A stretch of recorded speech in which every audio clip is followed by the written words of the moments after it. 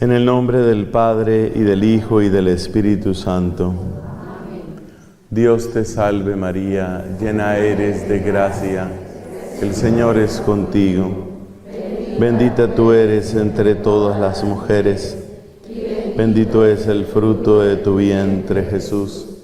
Santa María, Madre de Dios, ruega por nosotros pecadores, ahora y en la hora de nuestra muerte. Amén.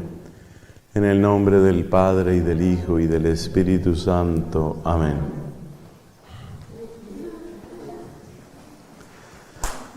Hemos hablado de la sanación de la voluntad, que incluye nuestra capacidad de decisión y de acción, y que incluye también toda la realidad afectiva, emocional. Son temas muy profundos. Lo he dicho varias veces, no pensemos que el tema queda agotado aquí, pero es interesante asomarse. Creo que Dios nos habla mucho, creo que Dios nos muestra muchas cosas en eso que vamos viendo. Recuerde cuál es el esquema que hemos seguido en este retiro. Básicamente son 4 predicaciones, ¿cierto? La primera, Dios creador. Esa es la gran base, porque si Dios es creador, Dios es Señor. Y si Dios es Señor, ahí está nuestra esperanza. Él tiene la última palabra, Él puede hacer prodigios por nosotros. Entonces esa fue la primera predicación. La segunda, el mapa, ¿no? El mapa es darnos cuenta que nuestro corazón tiene 3 grandes áreas. Nuestra alma, nuestro ser interior tiene 3 grandes áreas: entendimiento, voluntad y memoria.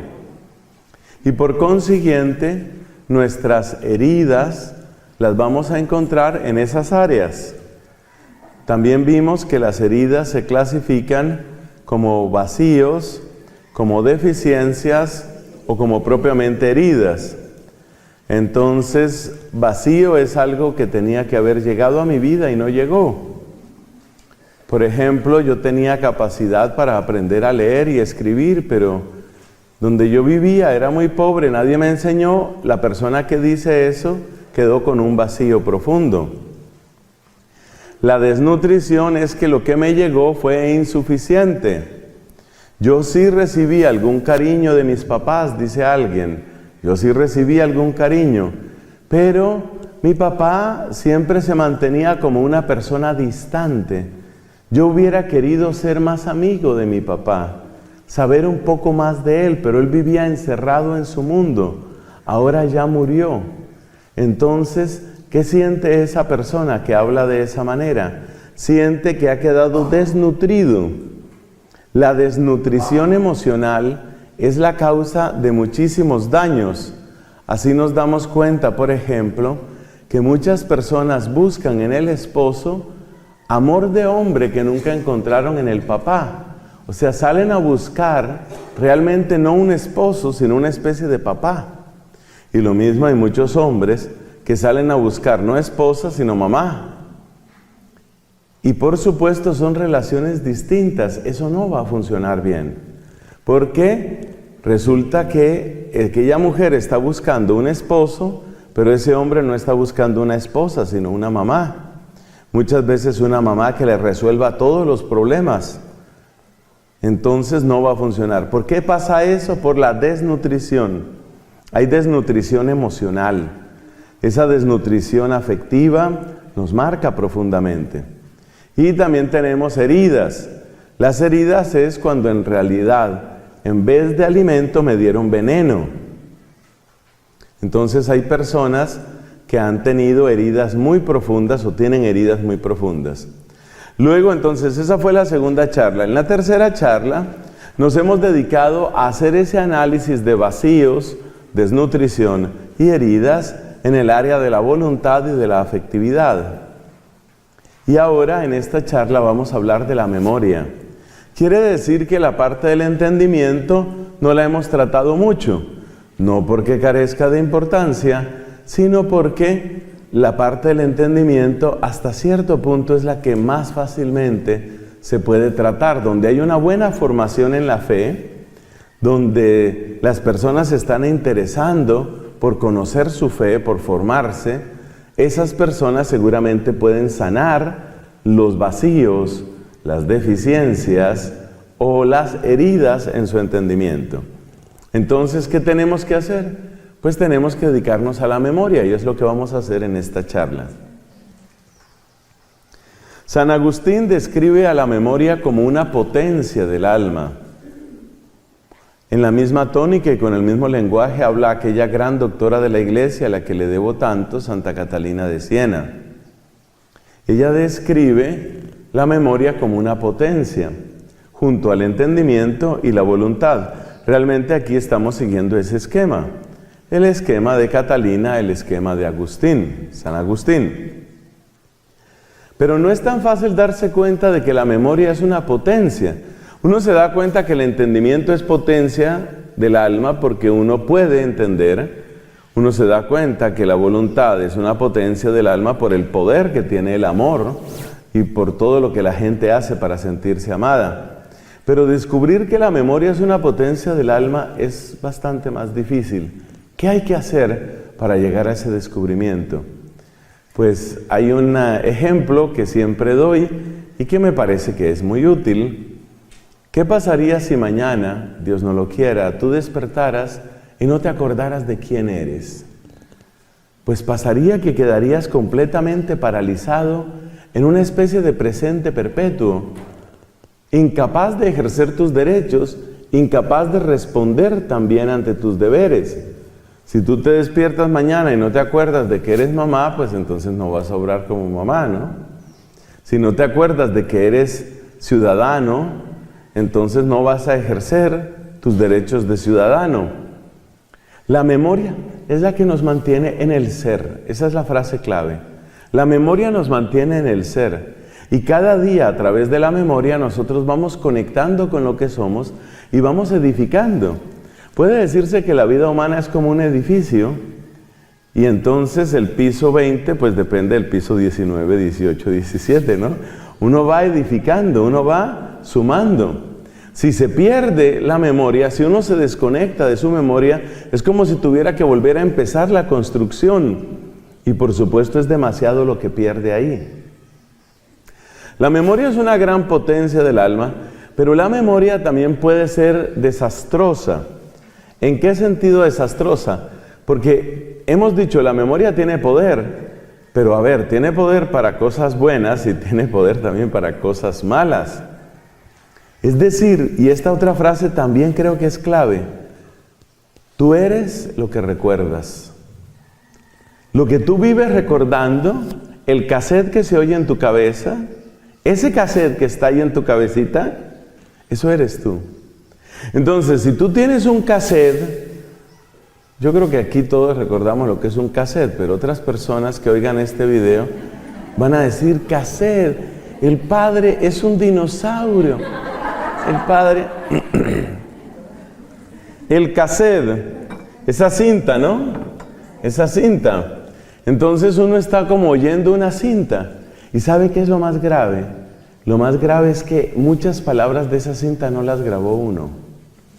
Muchas palabras de esa cinta las grabaron en uno. Lo que a uno le dijeron, sobre todo cuando uno era más pequeño, cuando uno era más inocente, cuando uno era más ingenuo, cuando uno era más vulnerable. Ahí se oyeron muchas palabras que quedaron grabadas.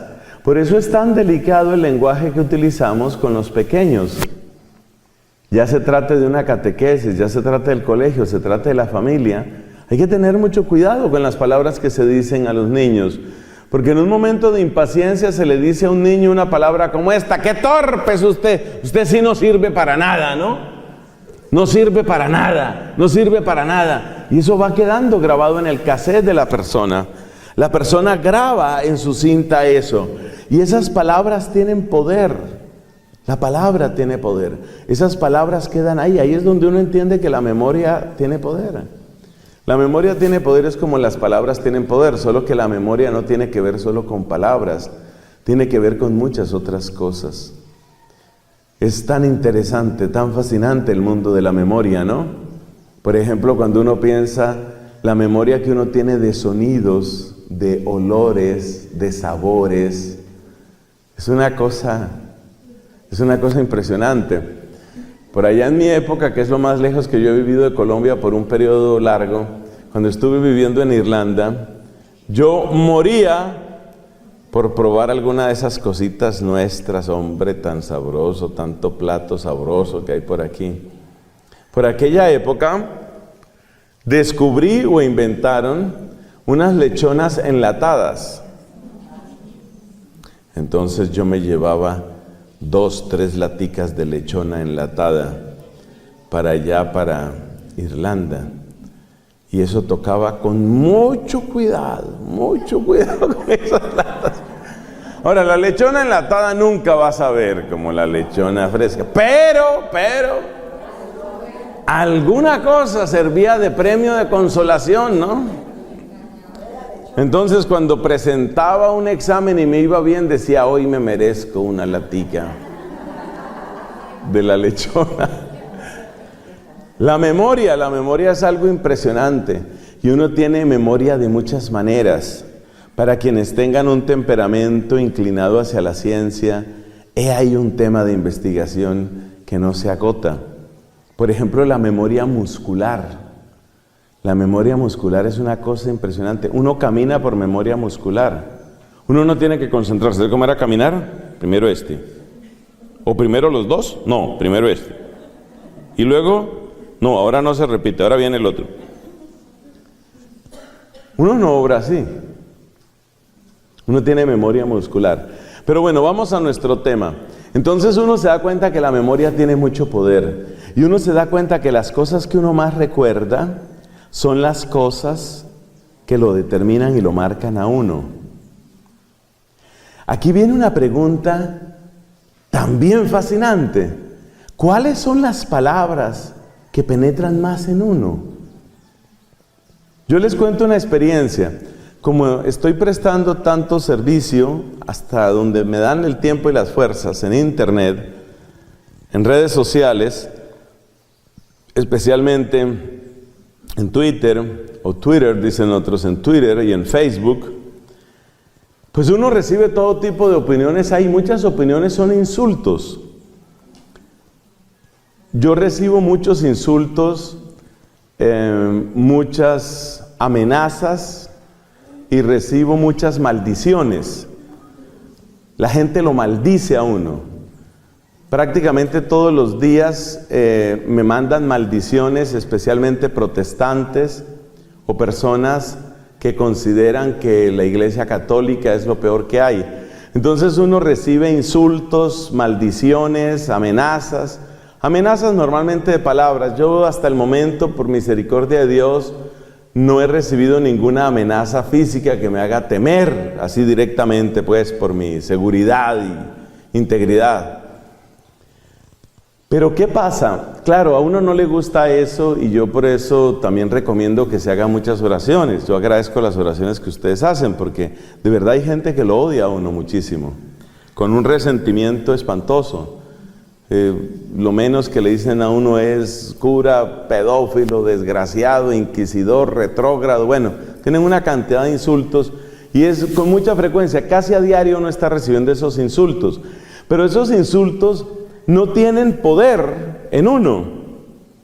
A uno no le gusta recibirlos, pero no tienen poder en uno. Y la razón principal por la que no tienen poder es porque uno sabe de quiénes vienen. Y sobre todo porque uno está defendido, fortalecido por el Señor. Entonces la pregunta es, ¿por qué hay palabras que sí tienen poder en uno? ¿Cuáles son las palabras que sí tienen poder en uno? Si usted lo examina un momento, se da cuenta de un detalle. Las palabras que tienen poder en uno son las palabras de aquellas personas que en algún momento nos amaron o que nos siguen amando. Entonces, las palabras, de todas las palabras humanas, las más poderosas de todas, no son las palabras de un presidente ni de un general. Las palabras más poderosas son las palabras del papá y de la mamá Y sobre todo, si yo tengo que dar un primer lugar, las palabras más poderosas en esta tierra son las palabras de una mamá. Es demasiado grande el poder de una mamá, demasiado. Y por eso es muy importante cuidar la sanación de las relaciones con la mamá. Porque usted mismo no tiene conciencia de la profundidad a la que han llegado las palabras. Siempre comento una anécdota también de mi tiempo de Irlanda y con mi madre. Yo procuraba llamarla varias veces a la semana, 2, 3 veces a la semana, tampoco todos los días, ¿no? Tampoco todos los días, pero sí hablábamos con frecuencia.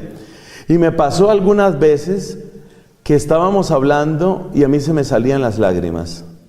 Pero no estábamos hablando nada grave, ni triste, ni dramático. Simplemente el tono de la voz de ella hacía que yo llorara. Yo decía, ¿pero qué me pasa? O sea, esto es ridículo, porque ella no me estaba hablando de nada triste. Me podía estar contando simplemente que tu tía vino aquí, que nos visitó, que estuvo, y yo la oía y de repente sentía que se me iban aguando, como decimos, se me iban aguando los ojos. O sea, es impresionante, el poder de una mamá es muy grande, porque el poder de las palabras está vinculado al volumen de amor. Entonces la persona que me insulta en internet no es algo que a mí me guste. La persona que me insulta no tiene prácticamente poder sobre mí, aunque diga lo que diga. Yo sé que eso son mentiras y no me importa. Pero la persona que me ama, la persona que significa algo para mí, esa persona sí tiene capacidad de acceder a los recintos más profundos de mi corazón. Y esas son las palabras que tienen más poder en uno. Y resulta que esas palabras empezamos nosotros a oírlas desde que estábamos en el vientre de la mamita. Desde el vientre de nuestras madres estamos oyendo palabras. Y eso quiere decir, y está demostrado, que ya las discusiones durante el tiempo del embarazo impactan a la criatura que van a nacer. Es impresionante, impresionante. Bueno, alguien dirá, pero ese feto, ese bebé, no conoce el significado de las palabras. Pero es que resulta que nosotros captamos el lenguaje en una parte por el significado del diccionario, pero en otra parte por el tono y la manera. De hecho, ustedes, queridas damas, ustedes son especialmente dotadas por la naturaleza para eso. Especialmente dotadas. Algunos estudios dicen que una mujer, en promedio, una mujer capta los mensajes más del 70% en lenguaje no verbal. La postura, la actitud, el tono, la circunstancia, el timbre. Más del 70% es lenguaje no verbal. Entonces, uno queda impactado por todas esas cosas están influyendo en nosotros, todas esas cosas tienen fuerza en nosotros, todas esas cosas son parte del cassette, son parte de la grabación. Esa grabación que queda ahí, y esa grabación puede ser positiva o puede ser negativa. Nunca va a lograr usted nada en la vida, con esa manera de ser, nunca, nunca. Esas son prácticamente fórmulas de maldición. Por eso uno tiene que tener muchísimo cuidado. Cuando uno esté alterado, cuando uno esté airado, cuando uno esté despechado, descorazonado, desgarrado, ahí sobre todo hay que tener demasiado cuidado con las palabras, porque usted puede hacer muchísimo daño. Por supuesto, a pesar de que las palabras más poderosas en esta tierra son las palabras de las mamás, hay una palabra que está por encima de toda palabra humana, que es la palabra de Dios. Y por eso quiero reiterar algo que comentábamos fuera de cámaras el día de ayer. Ayer comentábamos, no hay nada que Dios no pueda tocar, que no pueda bendecir, que no pueda sanar. O sea, a pesar de esas realidades,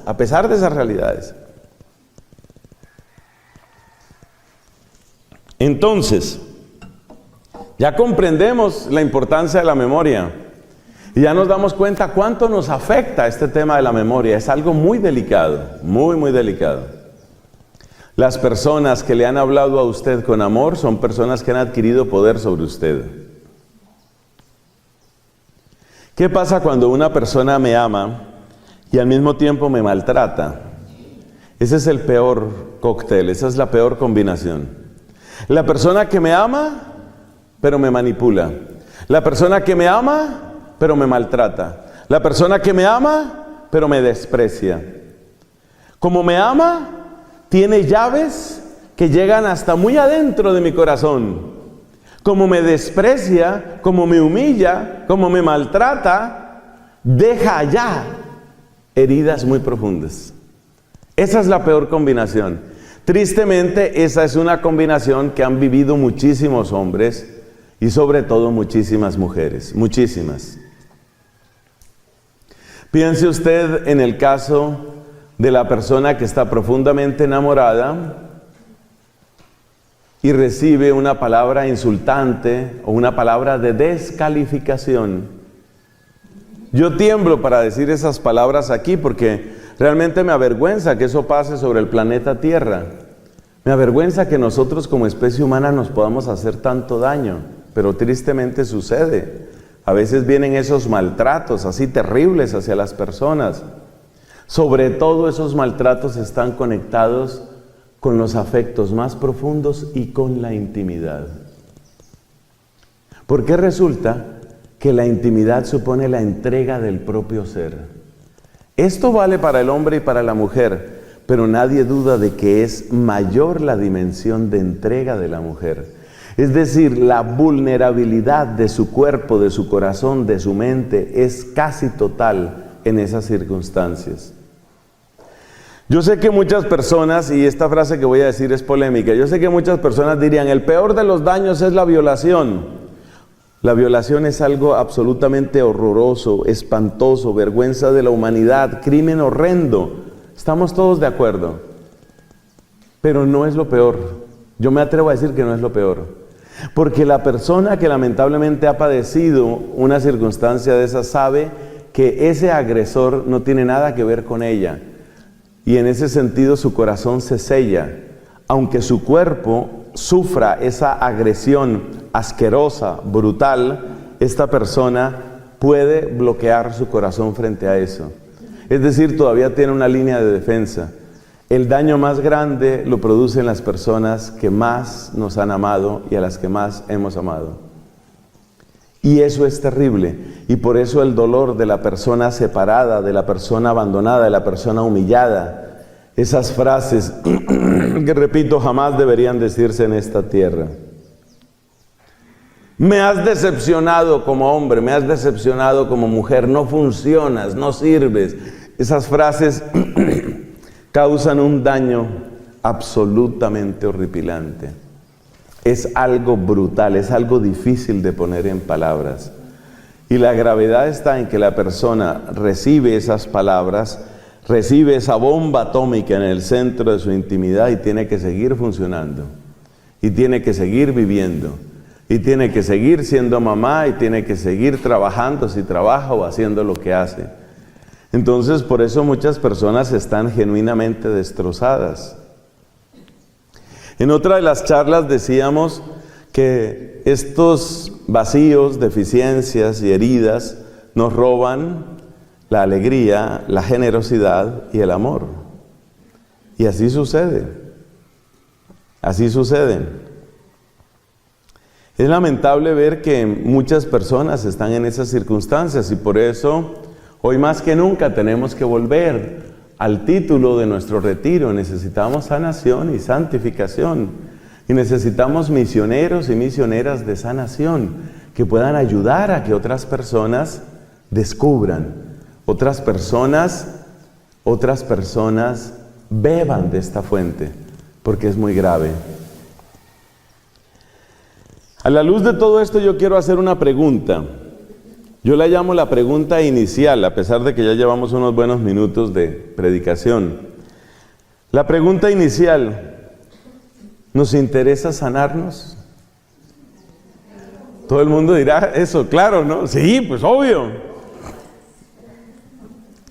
Pues le cuento que para sorpresa mía he encontrado muchas personas a las que no les interesa sanarse. Y le voy a decir por qué. Porque resulta que usted ha visto esas personas que están en la calle y piden limosna. A esa persona le interesa producir lástima. Entonces, hay por lo menos 3 motivos por los que a la gente no le interesa sanarse. Yo tengo una predicación en mi canal de YouTube, tengo una predicación sobre esto, sobre las personas que no quieren sanarse, los que no quieren sanarse. Mi canal de YouTube se llama Fray Nelson, así en una sola palabra, y si usted busca sanarse con la palabra clave sanarse, usted va a encontrar esa predicación. Hay personas a las que no les interesa sanarse. ¿Por qué motivo? Por una parte, a veces es bonito sentirse uno víctima, porque cuando usted se siente víctima, usted siente como una especie de autorización para acariciarse. Más que físicamente, acariciarse emocionalmente, afectivamente. Hay un verbo que se utiliza en muchas partes de Colombia, supongo que aquí también se entiende: pobretear, pobretearse. Pobrecito yo, pobrecito yo. ¿Quién sufre como yo? Nadie sufre como yo. Pobrecita.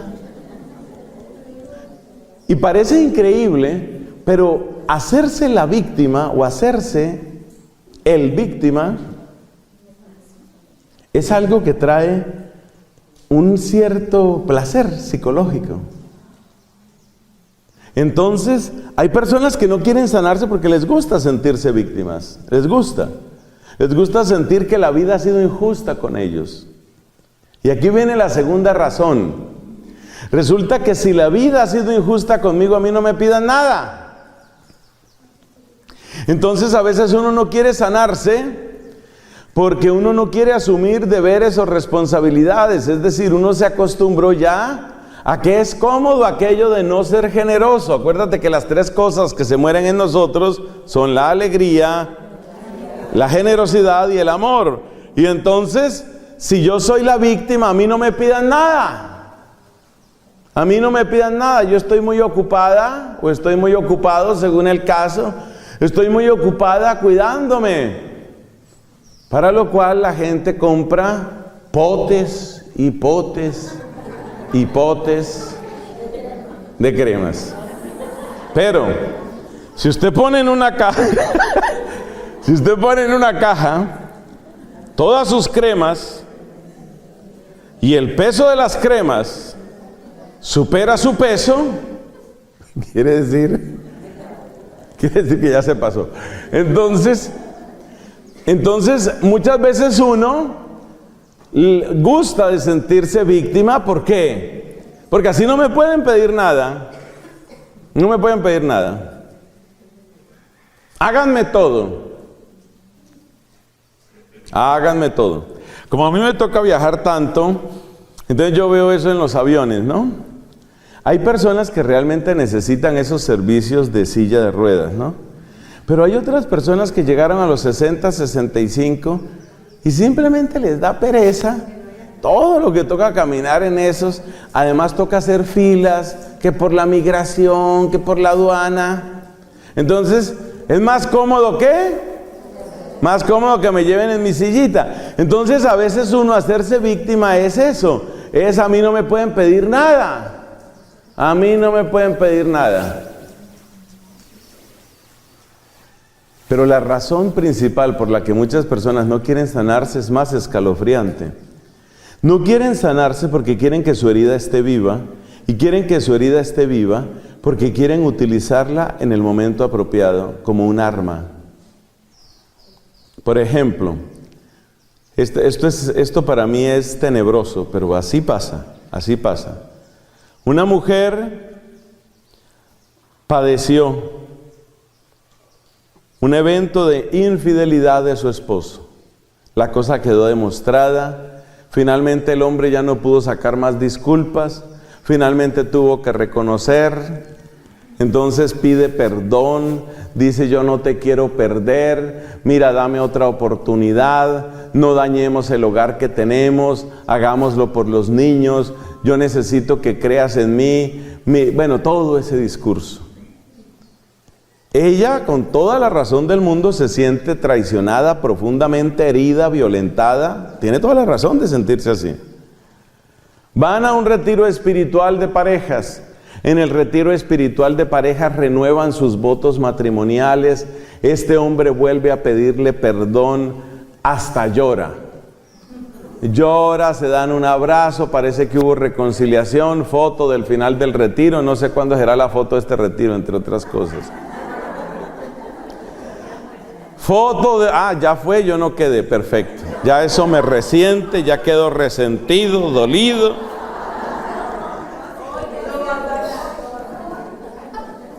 Oiga, entonces la señora esta estuvo con su marido en ese retiro. Supuestamente se perdonaron, foto del final del retiro, todo bien.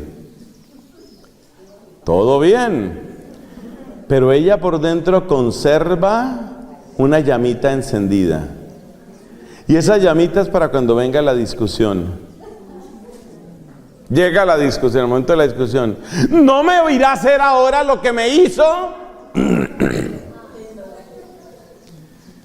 Por supuesto, para que la frase salga convincente, ella no puede hablar en un tono sereno. Ella no puede decir, es motivo de preocupación para mí que se repitan eventos. Así no funciona. Pero ¿cómo tienen de práctica, no? Entonces, ¿cómo hay que hacer? Hay que hacer la escena, ¿no? La escena. Por eso es muy importante, hacia los 17, 18 años, toda mujer ha aprendido a pintar la vena. Tiene que verse la vena. No me irá a hacer lo que me hizo. Cuida ahí. Por supuesto, para que la escena dramatizada sea convincente, ella tiene que tener adentro el dolor vivo. O sea que a ella no le interesa sanarse, porque quiere tener el dolor vivo. Y quiere tener el dolor vivo porque el dolor vivo es la manera de poder contraatacar. Entonces, después de años, porque pues yo llevo ya un buen tiempo predicando sobre estos temas, después de años de estar predicando sanación, sanación, yo decía, pero ¿por qué hay gente que parece que no, como que entra y sale y salió como entró? ¿Por qué? Porque muchas personas no quieren sanarse. ¿Por qué no quieren sanarse? Porque les gusta sentirse víctimas. ¿Por qué no quieren sanarse? Porque no quieren que se les pida nada. ¿Por qué no quieren sanarse? Porque quieren tener fuerza para utilizar en el momento apropiado, utilizar el argumento. Por eso, ahora hay una frase del Evangelio, que por supuesto yo la había leído toda la vida, pero así es el Espíritu Santo, que le va a uno como iluminando cosas. En varias ocasiones, Jesús pregunta a las personas, ¿qué quieres que haga por ti? Esa pregunta no sobra. Es como si le preguntara, ¿usted de verdad quiere sanarse? ¿Sí quiere? Porque hay unos que no quieren. Hay unos que no quieren. Y ya lo acabamos de demostrar. Entonces eso es lo que llamamos la pregunta inicial. Ahora vamos a pasar a otro tema. Ese otro tema es la base fisiológica. La base fisiológica. Esencialmente, un pequeño dato de neurología del cerebro. Un pequeño dato. Lo dije al pasar en alguna de las charlas pasadas, anteriores. Dije, el cerebro de la mujer está hiperconectado. El cerebro de la mujer tiene alta densidad de conexión interhemisférica entre los hemisferios. Usted sabe que el cerebro tiene dos hemisferios, derecho e izquierdo. La conexión interhemisférica, especialmente a través del llamado cuerpo calloso, es el nombre que eso tiene en anatomía, es muy densa en la mujer, mucho más que en el hombre. En la mujer la conexión más fuerte es interhemisférica, me cuesta trabajo decirlo. Interhemisférica, entre los hemisferios. En el varón, la conexión más fuerte es intrahemisférica. Es decir, dentro del hemisferio derecho o dentro del hemisferio izquierdo, pero no los dos. Como es sabido, muchas de las funciones mentales, aunque no se encuentra tal vez ninguna que esté absolutamente localizada en uno de los hemisferios, muchas de las operaciones mentales tienen su sede principal en un hemisferio. Entonces, tradicionalmente se dice que el hemisferio derecho tiene más que ver con el lenguaje, el hemisferio izquierdo tiene más que ver con el pensamiento abstracto y matemático. Esas afirmaciones hay que ponerles matices, y quien sepa más de neurología tendrá varias cosas que observar sobre este tema. Pero en una primera aproximación nos sirven. ¿Qué es lo que quiero decir yo con esto? Quiero decir que el cerebro femenino hiperconectado, que se llama así por esa intensa conexión interhemisférica, el cerebro femenino evoca los acontecimientos de un modo diferente al varón. Dicho en un lenguaje muy popular, nosotros los varones pensamos, decidimos y recordamos como en cajitas. De manera que cada tema es cada tema, y no me revuelva los temas, por favor. Cada tema es cada tema. Ahora estamos hablando de esto, no venga otra vez con eso. Vamos a resolver este tema. El cerebro masculino, el cerebro del varón, tiende a pensar en cajitas. Eso es propio de la conexión intrahemisférica. El cerebro femenino tiende a pensar de una manera mucho más relacional. Y como es más relacional porque es interhemisférica, conecta todo con todo. Entonces la mujer recuerda muchas cosas, muchas. Por eso ya hay algunos hombres que ya no usan Google. ¿Por qué? Porque mi mujer sabe todo. Donde más se nota la capacidad del cerebro femenino es en llegar a recuerdos que son difíciles de precisar, por ejemplo, en fechas. Entonces le pregunta él a ella: amor, ¿tú te acuerdas cuándo fue el bautizo de ese sobrino mío? Entonces ella dice: a ver, eso fue... Bueno, yo me acuerdo que me tuve que comprar un vestido. Ese vestido me lo trajo precisamente tu hermana, que estaba llegando de su grado. Y ella se graduó, porque eso no se me puede olvidar, ella se graduó cuando era la fiesta de Santo Domingo. O sea que ella tuvo que estar llegando aquí el 10. Ella tuvo que haber llegado a Colombia como el 10 de agosto. 10 de agosto, eso sería un martes o miércoles. Búscate el sábado siguiente, ese fue el bautismo. Eso se llama un cerebro hiperconectado. Entonces fíjate, tuvo que acudir a recuerdos familiares, el vestido, la compra, el no sé qué, pero utiliza todos esos datos, navega a través de todos esos datos para llegar a un dato específico. Por eso la memoria femenina tiene unas capacidades que no tiene la memoria masculina, por esa capacidad relacional. Esa es una bendición para cosas bonitas, pero eso es algo terrible para las cosas feas. Porque cada vez que la mujer recuerda, hasta cierto punto revive. Hay un refrán que dice: recordar es vivir. Eso no vale demasiado para nosotros, o en todo caso vale muchísimo más para ustedes, estimadas damas. Y eso tiene de bueno y de malo, porque entonces el cerebro hiperconectado de la mujer hace que le resulte mucho más difícil perdonar. La cantidad de veces que yo he oído a señoras o señoritas que dicen: padre, yo creí que ya había perdonado, pero no. Entonces uno le oye el relato, ¿por qué creía que había perdonado? Pues porque había hecho toda su oración, nos llevaron a un retiro, estuvimos por allá en Rivera, nos hicieron una oración especial, yo pensé que ya estaba todo perdonado. ¿Y por qué ahora cree que no está perdonado? ¿Por qué usted ahora cree que no ha perdonado? Padre, porque es que yo me acordé de lo que me hizo esa señora y no sé, yo siento, ve qué está haciendo ahí. Está reconectando. Entonces, el cerebro hiperconectado femenino es una bendición, pero también es un problema. Es un problema y es un problema grave. Por eso yo soy consciente de que el perdón es más difícil para la mujer. Es más difícil. No solo los perdones de pareja, cualquier perdón. Esta frase la oirá usted 10 veces más en las mujeres que en los hombres. A mí, cuando alguien se me sale, se me sale.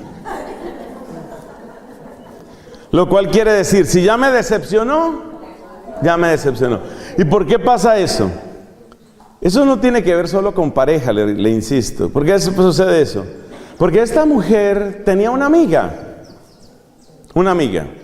Y entonces con esa amiga eso eran muy cercanas, íntimas, como hermanas. Se reían, lloraban, compartían, se aconsejaban. O sea, gran amistad. Hermoso. Muy bonita la amistad de ellas. Pero vino una decepción.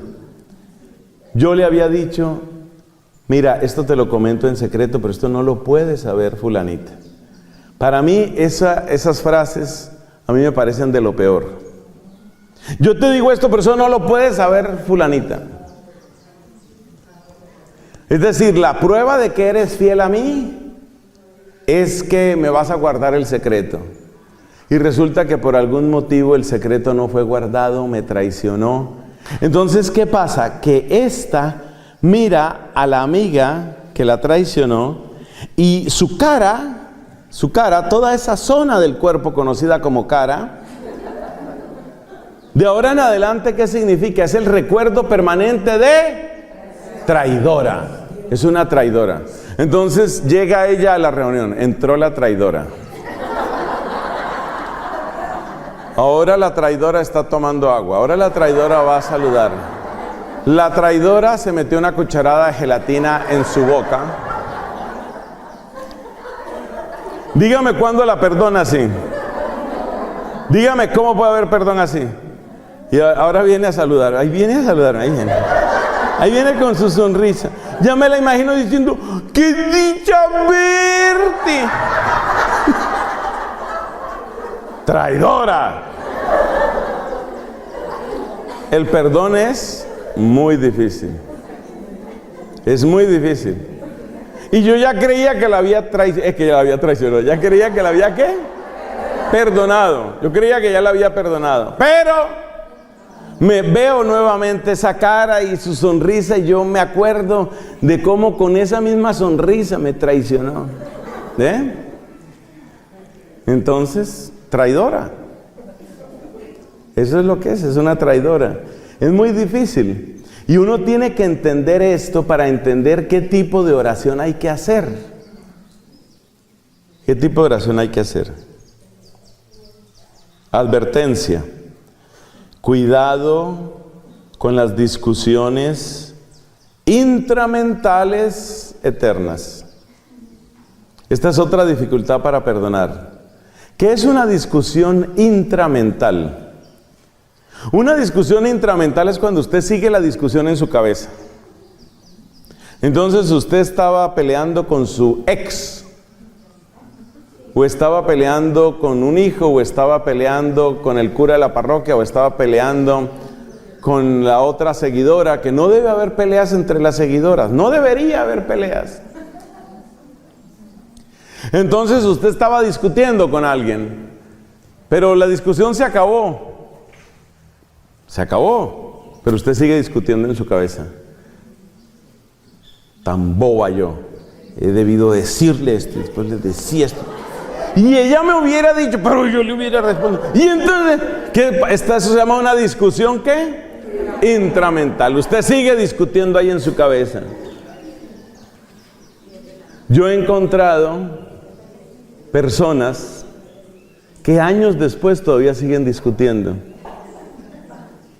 ¿Sabe cuándo sucede eso? Sobre todo en los problemas de pareja y de separaciones. Años después todavía siguen discutiendo en su cabeza. Y si él me dice esto, yo le digo esto porque en realidad... Y él no tenía razón. Y luego se los encuentra uno por la calle hablando.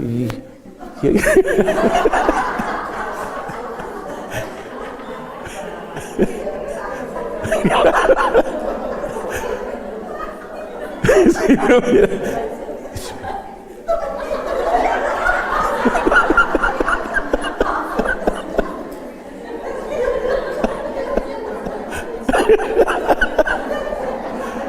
Y las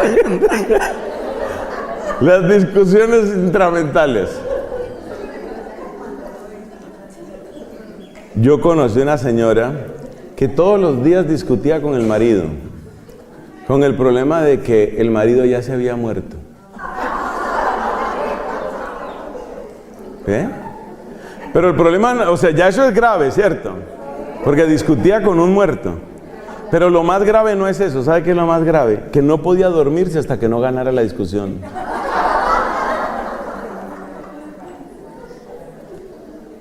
Uno llega a esos extremos. Entonces, ¿qué se hace con esta maquinita de pensar que no para? Que recuerda, que sigue discutiendo. ¿Qué se hace? Bueno, entonces vamos a hacer una sugerencia. La primera sugerencia es lo que ya dijimos la vez pasada y que vale también para la memoria. Por amor de Dios, hagan mucho la oración esa que les dije: Señor, cumple tu voluntad en... Y digan el nombre de la persona y hagan esa oración por una persona a la vez. Esa oración es bendita, no por otra razón, sino porque es una oración que brota del Padre Nuestro. Señor, cumple tu voluntad en... Ahí dice el nombre de la persona. Esa oración es bendita, y esa oración es bendita, ¿por qué? Porque brota del Padre Nuestro. Esa es la razón por la que esa oración es eficaz. Pero por favor, esa oración hay que decirla muchas veces. Muchas es muchas. Muchas es centenares, es miles de veces. Cumple tu voluntad en... Le voy a explicar un poquito neurológicamente y psicológicamente por qué hay que decirla miles de veces. Porque cuando la gente me oye de esa oración, y entonces uno les dice, hay que decirla, ¿cuántas veces? La digo que unas 7 veces, unas 10 veces. No, por ahí pasó. 70 veces 7, no, señora. Tiene que ser por allá como 7 a las 70, una cosa así. Muchas veces. ¿Por qué? Le voy a contar por qué, y usted, como mujer hiperconectada, me lo va a entender muy bien. ¿Qué es la hiperconexión? La hiperconexión es como tener, una imagen sencilla, es como tener el cerebro lleno de autopistas que conectan unas cosas con otras, ¿no? Como lo que dijimos de la fecha del bautismo, ¿no? Ah, eso fue el vestido, que fue tu cuñada, que fue el grado, que fue Santo Domingo, que fue. Esas son autopistas. Entonces tú tienes que imaginar tu cerebro, tienes que imaginar tus recuerdos como una cantidad de autopistas. Es un sistema de autopistas. En el hombre y en la mujer, pero de verdad que es mucho más en la mujer. Mucho más. Y eso, les repito, está demostrado neurológicamente. Usted lo puede investigar. Yo no estoy diciendo aquí nada inventado. La máxima conexión interhemisférica en la mujer, intrahemisférica en el varón. Y todas las consecuencias que eso trae. Entonces, ¿qué sucede, mis estimadas amigas? Sucede que el cerebro suyo, querida amiga, su cerebro es como un sistema de autopistas. Y esas autopistas son los caminos por donde circulan ideas y recuerdos, imaginaciones y temores. Es una imagen simplemente, por supuesto. Una red de autopistas, una impresionante red de autopistas. Eso es lo que usted tiene en su cabeza. Entonces, ¿qué es lo que usted está haciendo cuando usted dice una oración perseverante, sosegada, profunda, que tiene la bendición y la unción de la oración de Jesús? Esa es la oración que yo le estoy diciendo. Señor, cumple tu voluntad en... ¿Qué estamos haciendo ahí? Cuando usted dice esa oración, usted está construyendo un nuevo sistema de autopistas. Pero una autopista no se construye con 2 ladrillos. Entonces, cada vez que usted dice esa oración es como un ladrillito. Y cada vez que usted va diciendo más y más esa oración, usted va construyendo pacientemente un nuevo sistema de autopistas. Eso explica por qué tienen que ser muchísimas veces la oración. Porque usted está venciendo un mal hábito.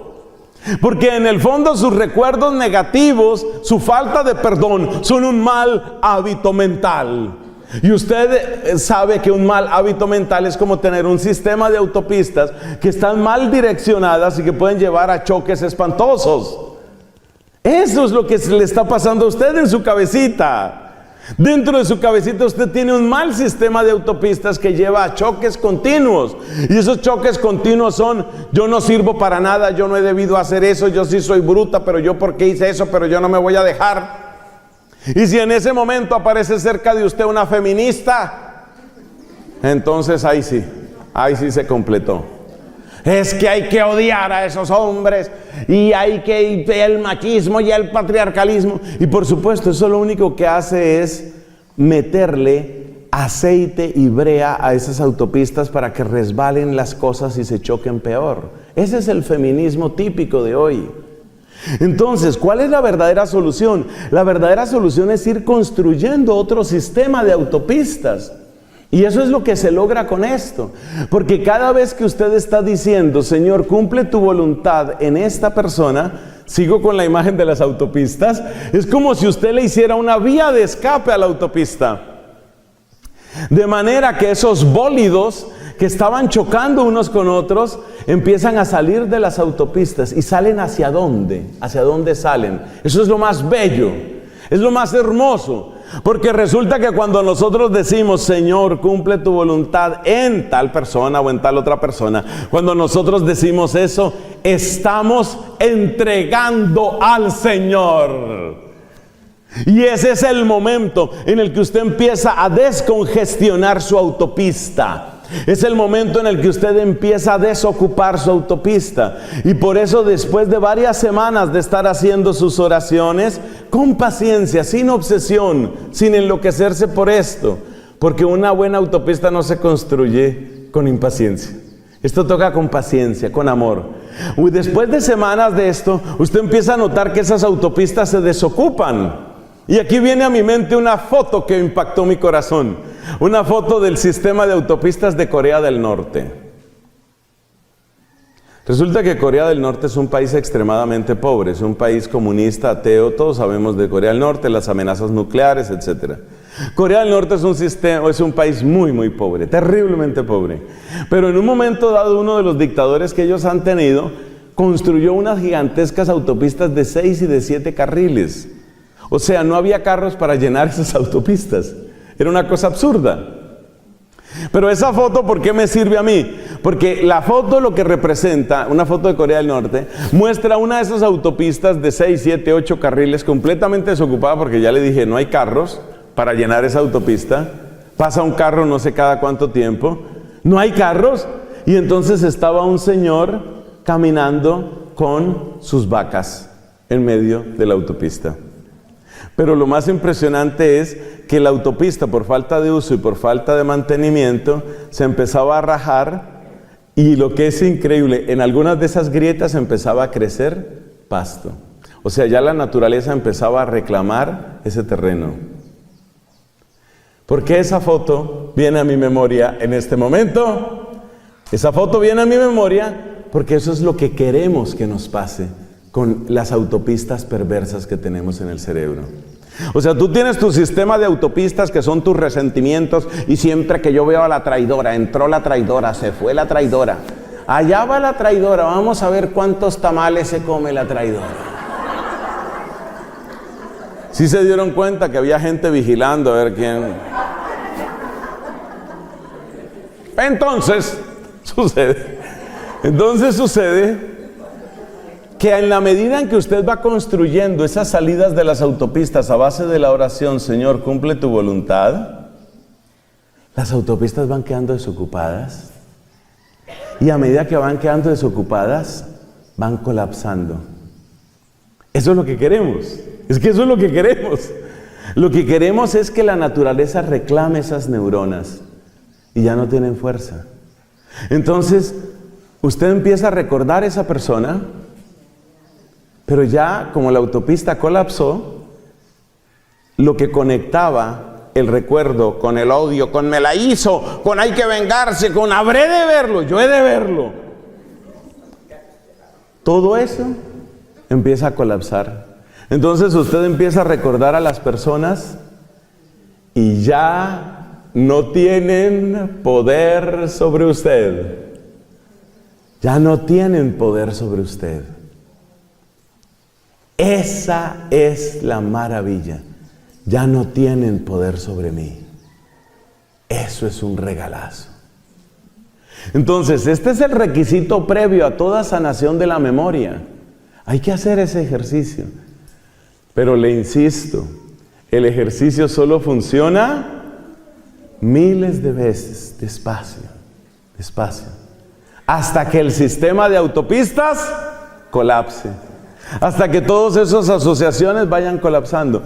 ¿Por qué? Porque cualquier carro que circula por esa autopista ya se sale por los caminos que usted le hizo. Se sale y llega ¿a dónde? Al querer de Cristo, al querer de Dios. Es decir, usted está aprendiendo la ciencia preciosa del abandono en las manos de Dios. Oiga, ¿y eso funciona? Sí, sí funciona. Lo más hermoso de esto es que sí funciona. Y lo que usted empieza a experimentar es lo que le he dicho antes: alegría, generosidad, amor, y ahora viene otra, paz. Usted empieza a recordar y usted siente paz. Usted siente verdadera paz. Y eso hace que usted tenga una vida nueva. Eso ayuda extraordinariamente. No le digo que se limite a esto. Yo no le estoy diciendo, dejen de hacer sus demás oraciones. No. Hagan sus oraciones. Toda oración bien hecha, el Señor la escucha. Sobre todo yo vuelvo a felicitarlas, lo que es con el Santísimo. Ay, eso es bendito. Eso es bendito porque usted se está llenando de un amor que empieza en esta tierra pero que acaba en la eternidad. Eso es bendito. Entonces hay que llenarse de ese amor, y mientras tanto usted está desocupando como el que está drenando, se llama eso, ¿no? Drenando una cañería podrida. Con esa oración usted está drenando. Métase por favor en su cabecita esa idea preciosa. Estoy drenando mi mente, mi corazón. Estoy drenando de toda suciedad. Es increíble. Yo no podía creerlo, pero es maravilloso lo que Dios logra hacer. Es maravilloso. Uno le va entregando al Señor. Uno le va entregando recuerdos. Uno le va entregando cosas que le hicieron daño. Es impresionante. Yo oí el testimonio, este no es de una mujer sino de un hombre. Oí el testimonio de un hombre que durante mucho tiempo, tristemente, esas cosas pasan por internet, tristemente adicto a la pornografía, pero adicto. Prácticamente todos los días estaba metido ahí viendo sus fotos, sus videos, todo ese tipo de cosas. Hasta el punto de que él ya se sabía de memoria las páginas, los lugares a donde entraba para ver su pornografía. Todo eso ya lo tenía en su memoria. Eso quiere decir que él podía entrar a cualquier computador y como ya se sabía sus direcciones y sus cosas, ahí podía seguir alimentando su adicción. Bueno, este muchacho tuvo una conversión muy bella. Él se dio cuenta de que por ese camino no iba a ninguna parte. Él se dio cuenta de que eso no era solamente una ofensa a Dios, sino un daño que él se estaba causando. Y entonces empieza a dejar, al principio con dificultad, empieza a dejar, tal vez con alguna recaída. Pero entonces empieza a orar al Señor pidiendo sanación de la memoria.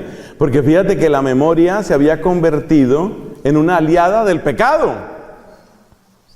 Como él tenía en su memoria todas esas porquerías, Entonces ya él a cualquier computador o en cualquier celular o lo que fuera, ya él sabía cómo entrar para alimentar su adicción.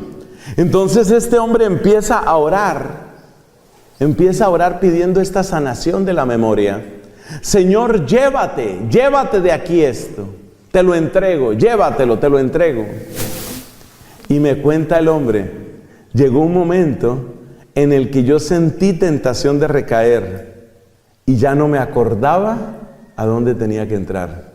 Claro, hubiera podido hacer el esfuerzo y otra vez recaer, pero a él le impactó tanto que él, que siempre tenía su memoria como tan fina y tan ágil, no podía acordarse de a dónde tenía que entrar.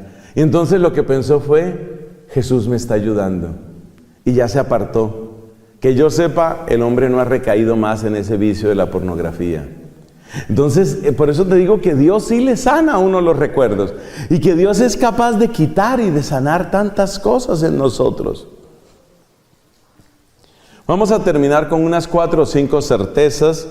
Con eso cerramos esta predicación y nos vamos a dar cuenta de algo muy bello, que es la idea que yo quisiera que nos quedara al final de esta charla y al final de nuestro retiro. Mira, la sanación del pasado es la plataforma para tu futuro. Y si tu pasado se llamaba sanación, tu futuro se llama santidad. Les repito esas 2 frases. La sanación de tu pasado es la plataforma para tu futuro. La sanación de tu pasado es la plataforma para tu futuro. Si tu pasado se llamaba sanación, tu futuro se llama santidad.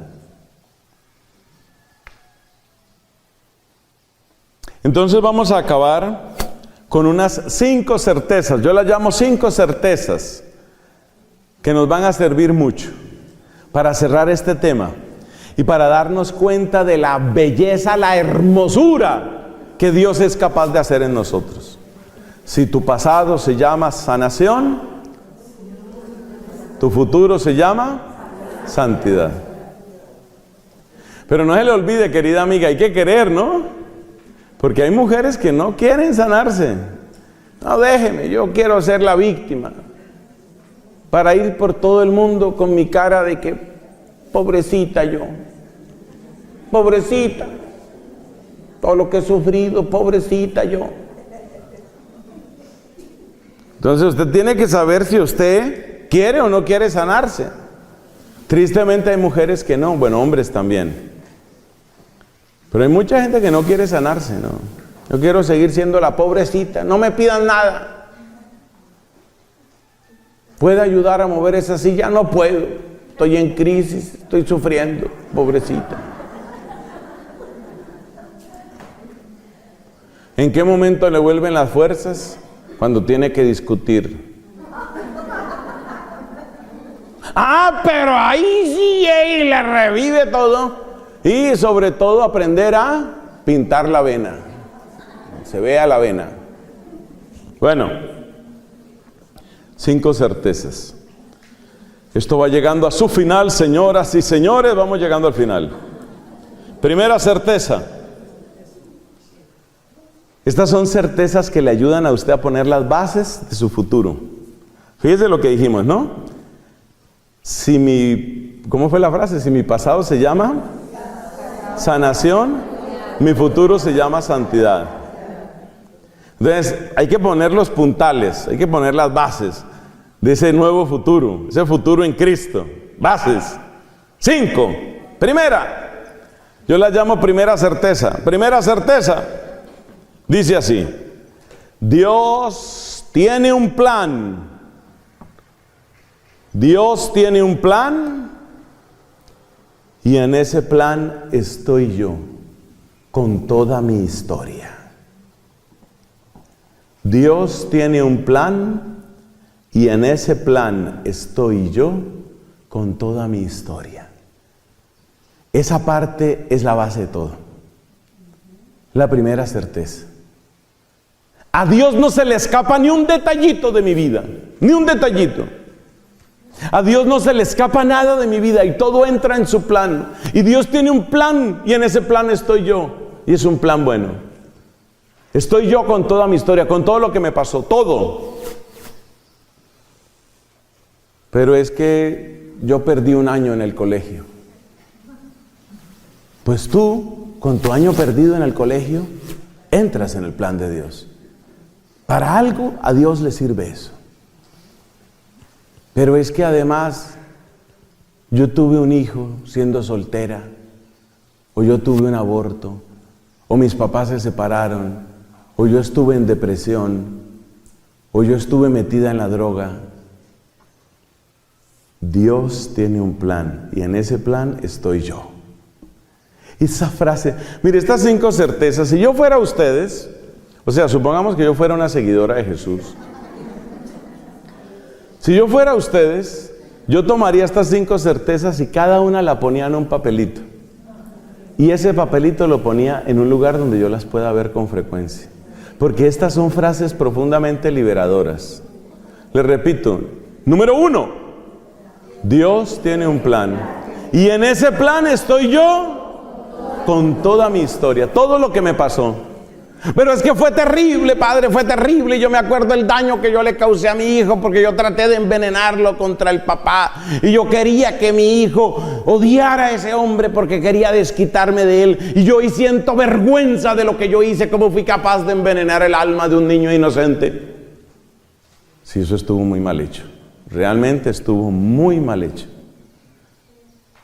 Pero Dios es mayor que todos. Dios tiene un plan. Y en ese plan estás tú con toda tu historia. Entonces, pánico, histeria, no. Nos acercamos a Dios y entendemos que Él tiene ese plan. Segunda certeza. La palabra que importa. La palabra que importa. Yo lo voy a decir en femenino, obviamente, por el auditorio.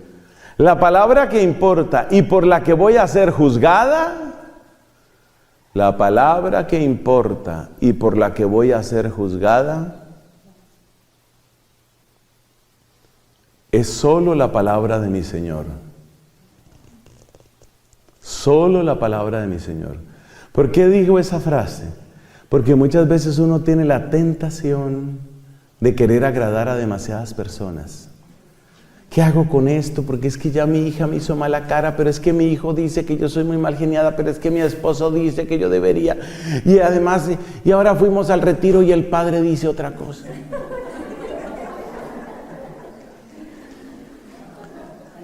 Jesús dice, no se puede servir a 2 señores. Entonces, es muy bonito agradar, ¿cierto? Es muy bonito y muchas mujeres sienten el gusto de agradar. Bonito agradar al esposo, estar bien con los hijos, caerle bien a las amigas. Eso es bonito. Agradar es bonito, pero uno no debe ser esclavo de eso. Entonces, esta segunda certeza es para que no seamos esclavos de la opinión. Y para que no seamos esclavos del qué dirán. Y para que no seamos esclavos de que entonces una amiga me dice que yo no he debido hacer eso, pero otra amiga me dice que sí. Y entonces yo no sé qué hacer ahí, porque una dice que sí y otra dice que no. Y entonces si digo esto quedo mal con una, si digo esto quedo mal con la otra. Entonces,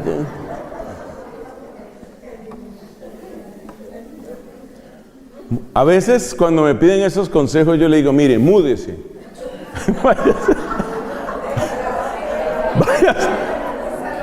Váyase a otro país. Pero ya eso no sirve porque está WhatsApp y porque está todo ese tipo de cosas. Bueno, entonces, segunda certeza. Estoy repitiendo la segunda. Claro, para que cale. La segunda certeza es agradar solo a Dios. Realmente lo que significa es eso. La palabra por la que voy a ser juzgada es la palabra de Dios. Voy a agradar a mi Señor. Voy a centrar todas mis fuerzas en agradar a mi Señor. Qué hermoso que yo pueda agradar también a otras personas. Pero el lugar de Él es el lugar de Él. Y nadie se lo quita. Mire, eso le da una unidad. Y claro que esa es la gran enseñanza que nos da la Virgen, ¿no? Aquí está la esclava del Señor, también significa yo no tengo más esclavitudes. Yo soy del Señor, no más. Esto es muy importante porque a veces la persona casada y la persona mamá, y muchas de ustedes son mamás y casadas, empieza a agradar a muchas personas. ¿Y qué hago? ¿Y qué hago? ¿Y qué hago? No. Dedíquese en primer lugar a agradar al Señor. Tercera certeza. Paso a la tercera porque ya les di el afán. Tercera certeza. El testimonio escrito y proclamado tiene enorme poder de liberación. El testimonio escrito y proclamado, mejorémosla, escrito o proclamado. Obviamente para proclamarlo lo mejor es primero escribirlo. El testimonio escrito o proclamado tiene enorme poder de liberación. Acuérdese lo que dijimos de la samaritana. ¿Qué fue lo que dijimos de la samaritana? Que ella dio testimonio y así fue libre. Porque mientras ella no daba testimonio estaría pensando, ahora esta me estará mirando como si yo fuera ¿qué? Para todas las de esta calle soy la zorra y para todas las de esta calle soy la perra. Entonces, pobrecita, uno tiene que entender el drama que vivía esa mujer. Entonces ella da testimonio. Hay alguien que me conoce, hay alguien que sabe todas las barbaridades que yo he hecho y yo creo que ese es el Mesías, vayan a verlo. ¿Quién la contradice? Entonces el testimonio libera mucho, libera mucho. El testimonio es una fuerza de liberación. Claro, hay que aprender a dar el testimonio y en fin, pero el hecho mismo de escribir ya libera bastante. Y usted se pregunta, ¿y por qué escribir? Así yo no se lo diga a nadie, ¿por qué eso libera? Durante mucho tiempo no teníamos una respuesta a esa pregunta. ¿Por qué escribir libera? Pero los estudios neurológicos que les he dicho lo explican. Cuando usted escribe su testimonio, usted está rediseñando las autopistas de su cerebro. Y cuando usted aprende a darlo, y cuando usted da cada vez mejor su testimonio, usted afianza lo que usted ha hecho. Entonces el testimonio es de una fuerza muy grande, muy, muy grande. Hay que tener cuidado, sin embargo, porque a veces cuando las mujeres casadas dan testimonio, su testimonio consiste en todo lo que yo sufrí con este desgraciado aquí presente. Había unos retiros de matrimonios ahí cerca de Bogotá. Había unos retiros de matrimonios y daban testimonio varias parejas. Y un día me habla el esposo de una de esas parejas. Y me dice, padre, yo creo que yo no voy a seguir en esos retiros. ¿Por qué no va a seguir en esos retiros? Porque es que cuando nos paramos allá a dar el testimonio es más o menos mi mujer diciendo, y entonces él me hizo y después me hizo esta, y yo lo perdoné, pero después me hizo esta, y yo lo seguí perdonando, pero después me hizo esto, y bueno, y ahí lo tienen, con ustedes, mi marido. Con ustedes, mi marido. Entonces el pobre hombre agarraba el micrófono y ¿qué hacía? ¿Llorar? No lo vuelvo a hacer. Yo no.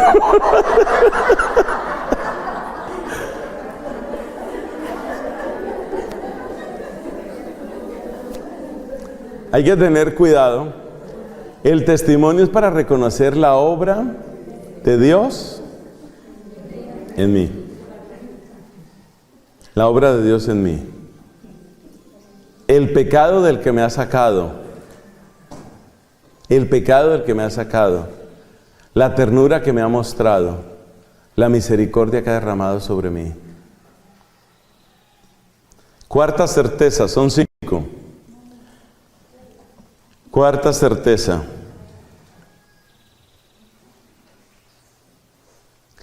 Además de pensar y orar, hay que actuar. Además de pensar y orar, hay que actuar.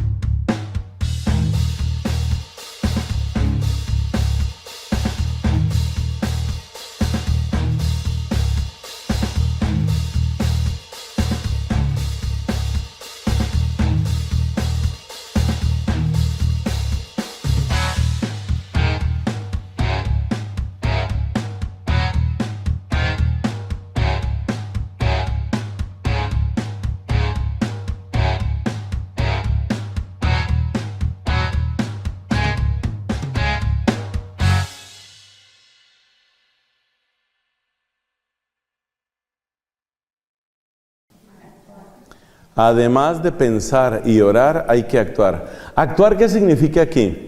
Hay dos maneras de acción que son infinitamente valiosas para tu corazón. Primera forma de acción que ayuda muchísimo. La primera forma de acción es ayudar a impedir que otros repitan los errores que tú cometiste. Y la segunda forma de acción es ayudar a sanar las consecuencias de los errores de otras personas. Yo creo que donde mejor se nota esto es con el tema tan doloroso del aborto. Además de pensar, orar, escribir, dar el testimonio y todo esto que hemos dicho, actuar. Actuar tiene una fuerza enorme. Entonces hay gente que se está uniendo a movimientos pro vida.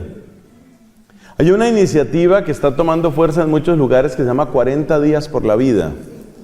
Yo le hago propaganda a ese movimiento, me parece extraordinario y conozco varias de las personas que están ahí metidas de lleno. 40 días por la vida, muy bueno. Entonces resulta que si una mujer estuvo tentada de abortar o incluso abortó, pero está participando de 40 días por la vida, ¿por qué se llama así? Pues porque hacen oración durante 40 días por el fin del aborto. Y muchas veces hacen oración por 40 días de día y de noche, óigame esto. 40 días de día y de noche cerca de los lugares donde se practican abortos. Son 40 días así. Por supuesto, se distribuyen por turnos. Es un esfuerzo bárbaro. Pero para una mujer que ha cometido un error de esa naturaleza, el poder sacrificar su cuerpo, su sueño, su descanso, estando allí, es una bendición. Siente, estoy haciendo algo. Aconsejar para que otros no caigan. Hacia mi adolescencia, años 13 o 14 tendría, conocí el primer grupo de oración. Fue un grupo de oración protestante, a donde nos llevaron, me llevó mi mamá, pero mi mamá sin culpa. Lo que sucede es que este grupo protestante, que en ese momento se llamaba Cruzada Estudiantil y Profesional de Colombia, no, en ese momento se llamaba Alfa y Omega. Después se ha llamado Cruzada Estudiantil y Profesional de Colombia. Han tenido varios nombres, porque ellos cambian de nombres para que no los identifiquen. Son protestantes, pero ellos se infiltran en las filas católicas porque llaman a la gente a que entre a su grupo y se presentan como un grupo simplemente cristiano y tal, pero te van quitando a la fe católica poco a poco. Entonces con mi mamita fuimos allá, cuando yo tenía unos 13 o 14 años. Y por supuesto que me parece detestable el engaño, me parece detestable la trampa, pero hay que reconocer que también tenían cosas interesantes, y una cosa interesante era el tipo de testimonio. Yo me acuerdo que el que dirigía la sección de adolescentes, yo era un adolescente en esa época, casi anoréxico me acuerdo.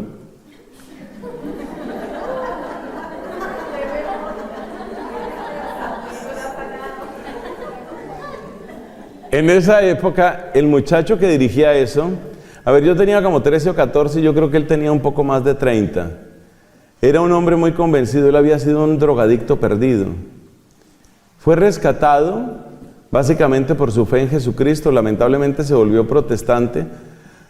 Entonces, bueno, no es todo lo que uno quisiera, Dios quiera que él haya podido dar el paso a la plenitud sacramental que solo está en la Iglesia Católica. Pero yo debo reconocer que el testimonio de él era impresionante. Y más o menos el testimonio de él se centraba en esto. Yo ya perdí demasiado tiempo de mi vida. Yo quiero emplear los años que me quedan ayudando a que otros jamás entren en los caminos de droga donde yo estuve. Eso se llama pasar a la acción. Si usted quiere verdadera sanación profunda, pase a la acción, adquiera un compromiso. Si usted se queda solamente en pensamientos, deseos, suspiros, ¡qué bonito sería! Que en eso se la pasa la mayor parte de los católicos. ¡Qué bonito sería que el político no robara! ¡Qué bonito sería que el cura predicara y aplicara! ¡Qué bonito sería que los hijos obedecieran! ¡Qué bonito! No, ese mundo no, así no. Dejemos el qué bonito sería y empecemos a entrar en acción. Entonces, ¿cuál es el compromiso suyo? Por eso decimos, el pasado te lanza hacia el futuro. ¿Cuál es tu compromiso real? ¿Qué es lo que tú vas a hacer? ¿Cuál es el paso que vas a dar? Ahí es donde se consolida la sanación. Y yo he visto eso. Personas con un compromiso impresionante, impresionante. Y una gran fuerza para su compromiso es: yo me equivoqué y yo quiero evitar a que otros se equivoquen y quiero ayudar a sanar a los que se han equivocado. Entonces esa es la cuarta, ¿qué? Certeza, la de la acción. Y la quinta certeza, las oraciones de gratitud y de alabanza tienen enorme poder en toda tu alma.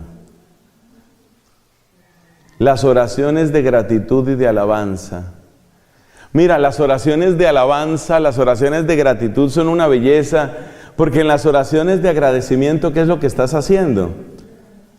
Estás reconociendo el bien de Dios en ti. Estás reconociendo el bien de Dios en ti. Las oraciones de gratitud y de alabanza tienen enorme poder de bendición, enorme poder de bendición. Y es muy grande lo que tú puedes encontrar ahí. A medida que va creciendo en ti la oración de gratitud, te vas centrando en lo bueno, en lo bueno, en lo bueno. Eso es lo mejor que puedes hacer, es lo mejor que puedes hacer. A medida que te vas centrando en todo lo bueno, vas adquiriendo esa certeza de que la victoria es del bien. El que tiene la victoria es el bien y nadie le puede quitar la victoria. Gloria al Padre, al Hijo y al Espíritu Santo.